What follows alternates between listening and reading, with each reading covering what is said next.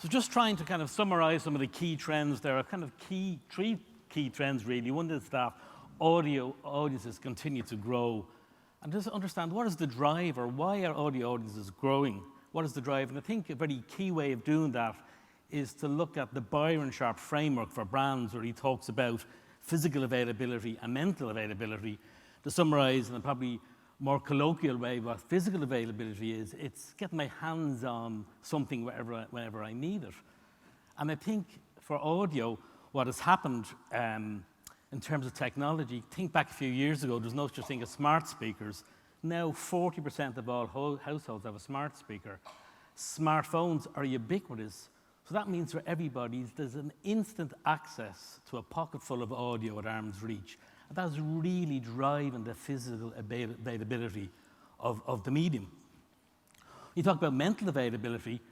The way I summarize mental availability, what springs to mind at a moment of need?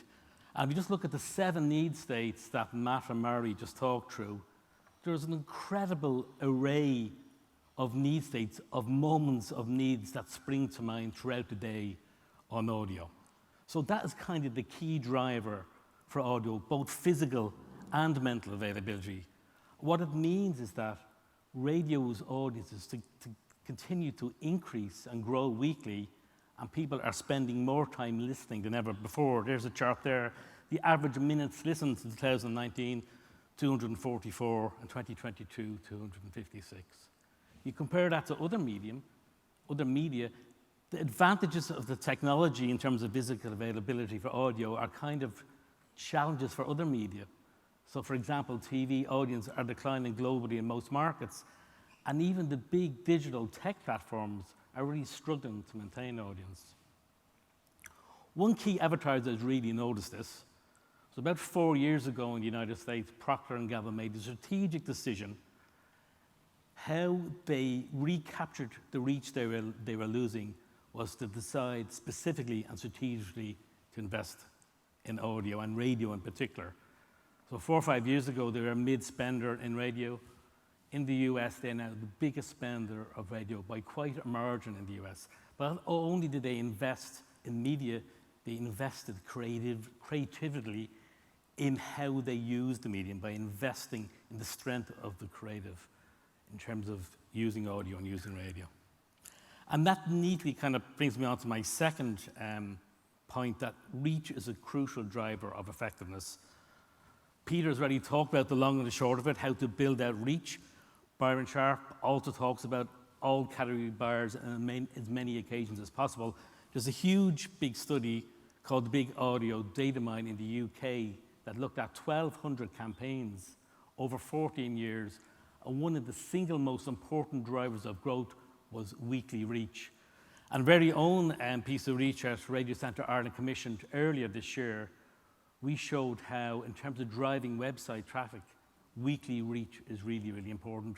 I think from a planning point of view, I think a lot of people focus on TV in terms of maximizing weekly reach.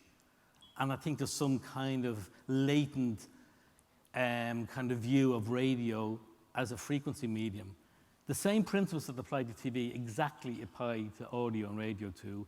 To maximize growth and effective advertising over the short and long term is to increase the weekly reach every single week of the year as often as possible. I think that is absolutely really key and a real kind of learning point. And going back to the slides that Mary and Matt produced, the different audio formats, rather than competing with each other for share of the ear, they're actually complementary. And they work together to grow the overall share of audio. The overall share of audio is growing because podcasts, and on-demand, and live radio are not really competing with each other. They're very much complementary. And the last point I want to make, and I think this is the most important, is the focus on audio creative. Peter has talked at length this morning about that how emotion drives harder and how the importance of really strong creative. I think this is so important for audio. And I think audio is unique in terms of, as I said, the work that Peter talked about and what Listen Up, the research that was just produced by System 1 last week that said radio has as much long-lasting effect at driving emotion compared to TV.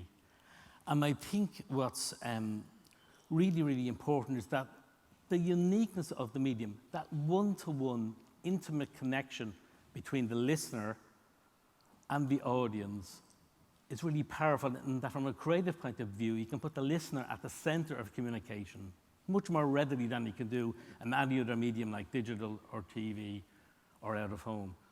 So I think focusing on creativity is hugely important.